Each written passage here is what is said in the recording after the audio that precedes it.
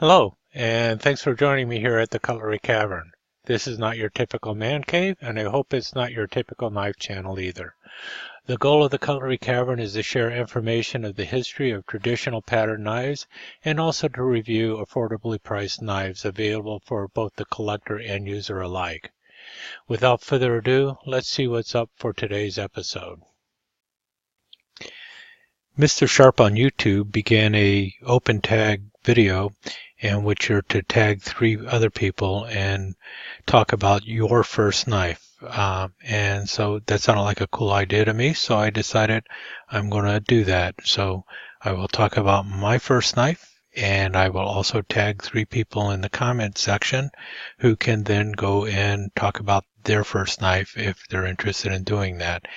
And I will also once again say thank you to MrSharp for coming up with this idea. It sounds like it should be a lot of fun. And so what was my first knife? This 7-inch stiletto, simply marked stainless Italy on the tang. And here's the whole story about how I came about getting this 7-inch stiletto as my very first knife. My first knife is kind of tricky. I'm not really sure if I had a knife before this or not. I know I never bought a knife before this, and this knife here, this little stiletto, I also didn't buy.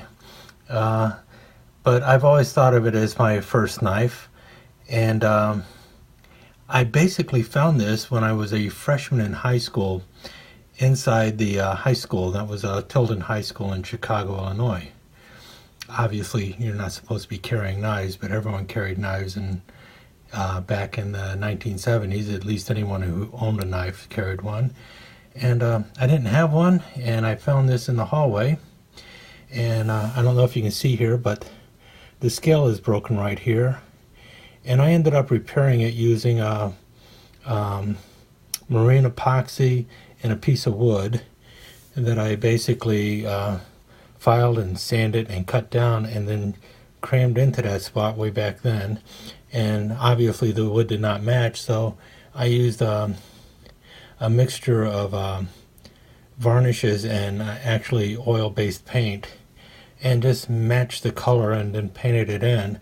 I guess it would have been a good art project for high school back then. And then I gave it a coating of clear polyurethane and then did the same thing to the other side of it. And so the scales matched after that. And it's really not a bad little knife. I don't know if you can see there. Stainless Italy, that's where it was made. And it's your little 7-inch stiletto, 4 inches closed. And I've had it ever since then. So that's the story of my very first knife. It was basically what some people would call a street find. In this case, it was a hall of the high school find. And it came in handy, and I really do appreciate this knife. Whoever lost it, too bad for you, but great for me. And let's see if I can do this on the camera or not. Even way back then, I learned how to basically take your stiletto and pinch the blade and flip it open. So, learned how to use a stiletto way early. Of course, I've never had to use it on anything other than like a hot dog or a bologna sandwich or something like that. But it's always cool to be able to flip your stiletto open with one hand. So there's the story of my very first knife.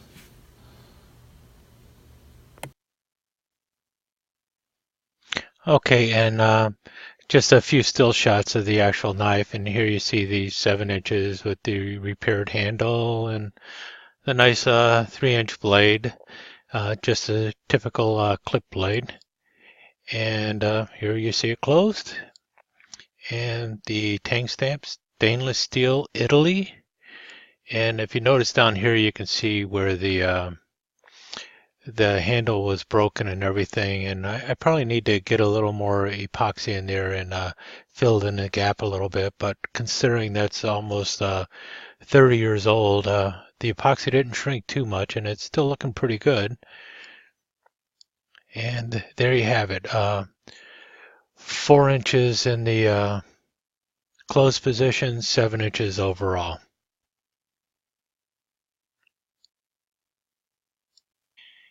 And while I'm at it, I'm going to do what MrSharp also did. And he not only talked about his first knife, but he also talked about his first Swiss Army knife. So that's something else I'm going to do now, is mentioning my first Swiss Army knife. And that would be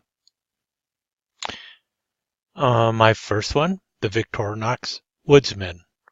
Often called a huntsman also. There is a slight difference between a woodsman and a huntsman, and you will find out in the video that you'll also see that I often will call this a huntsman too.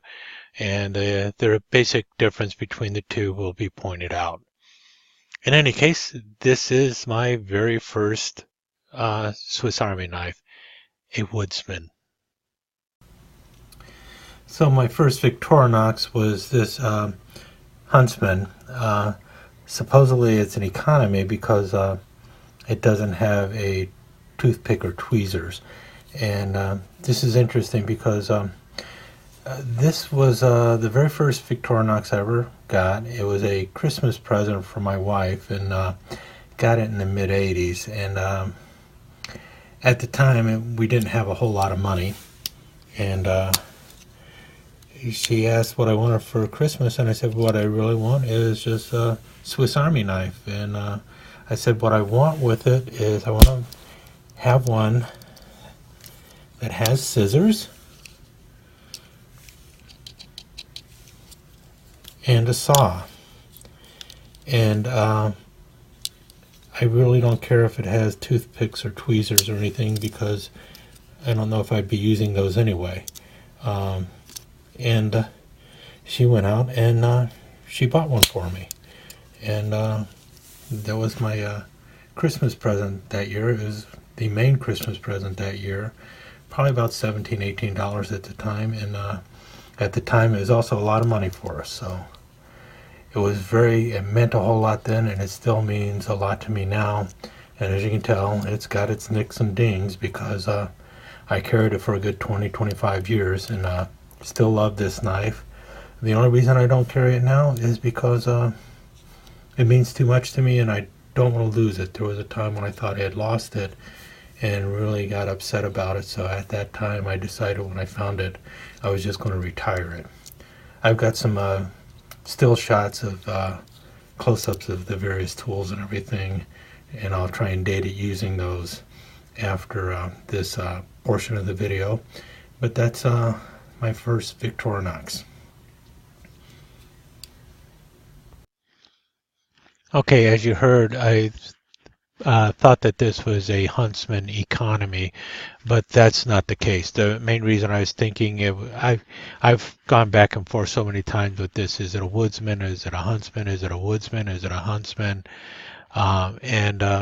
Basically, when I got a hold of the Swiss Army knife owner's manual, I determined without a doubt that this is a woodsman. It's not an economy model. And the reason that people get so confused is because most economy knives did not have toothpicks and tweezers. But the thing is a long time ago, there were plenty of Swiss Army knives that did not come with toothpicks or tweezers. And the Woodsman was such a knife. What makes it a woodsman as opposed to a huntsman is the fact that it does not have a toothpick or tweezers. So basically the woodsman is the hunter without, or huntsman without toothpick and tweezers. And the way you know it's a woodsman instead of an economy model is because of this right here, this Officer Suiza tank stamp. If it was an economy, it would have said economy here, not this. This was a tank stamp used from 1974 to 2005 on just regular Swiss Army knives, not economy models or anything. And so this is just your run-of-the-mill Swiss Army knife, not an economy version or anything, just one that happened to be lacking toothpick and tweezers. And as for dating it, we see here that the Victorinox here is slightly larger than the rest of the tank stamp, so that means it is post 1984. You also see the 4-turn corkscrew, so post 1982, but no sewing ion punch. That happened in pre-1985 models. So we're already pretty much knowing that this knife came out probably around 84, 85, which makes sense because the knife was bought in either for Christmas of 1985 or Christmas of 1986. I can't remember exactly which one, but it was either right before my son was born or right before my first son, or right after my first son was born, and he was a May birth, so it was right around that time, and that's one of the reasons why money was tight. Other things to note on here is the patent is lacking on the post 1973 can opener, and if you notice the scissor here, this is actually what it should have looked like, and it basically broke, and it was laying flat like that, and because I didn't know how to replace the spring or anything else, I basically just took a pair of pliers and I bent it so that I had a scissor that still worked. And this is the ones that use that little flathead screwdriver in it, so it notoriously gets loose. And I basically did what was recommended, and I screwed it in, and then took a hammer and a little nail and tapped on it a little bit to tighten it up a bit, and they seem to hold up pretty good now. Let me go back a second. If you notice here, there's a nice big gash here. That's actually where I think this got laid against a piece of hot metal or something, and the Celador plastic just melted. It was really nasty looking, and in order to repair it, all I did was basically trimmed it off with an X-Acto knife and did a little bit of sanding and everything to make it a little bit better. I debated on replacing the scales or not, but I kind of like the knife as it was, and bumps, bruises, everything else, it's all part of the knife. So I decided not to replace the scales on these. And if you've ever looked at these older scales, these are solid all the way through Celador, and then the newer ones are kind of hollow and everything. So there is a definite difference when you change the scales on the earlier Swiss Army knives and use the modern scales. There's a slight difference. They'll both fit. You can definitely swap them out, but in the case of this knife, I just needed to keep the old scales, all part of the knife. And so there you have it. My Victorinox Woodsman, my very first Victorinox Swiss Army knife. Not a Huntsman, not a Huntsman Economy, a Woodsman.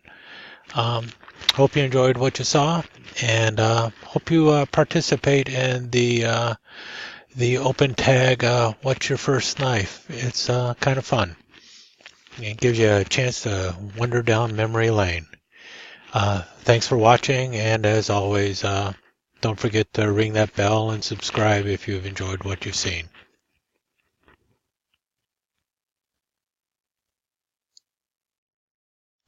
Oh wait, there's more. Oh yeah, my other street find. A real genuine authentic switchblade illegal to carry in the city of Chicago. About a 1.5-inch blade, 2 1/4 inches long. But I found it on the street, and man, is it cool. Not my only switchblade, but the one I'm going to show now. Pretty cool, huh? Another first, my first switchblade. Thanks for joining me again. If you like what you saw, please like and subscribe to my channel and share the video with your friends. As always, comments and corrections are always welcome, and insults are cheerfully ignored. Don't forget to ring that bell if you'd like to be notified of future videos. Come again soon.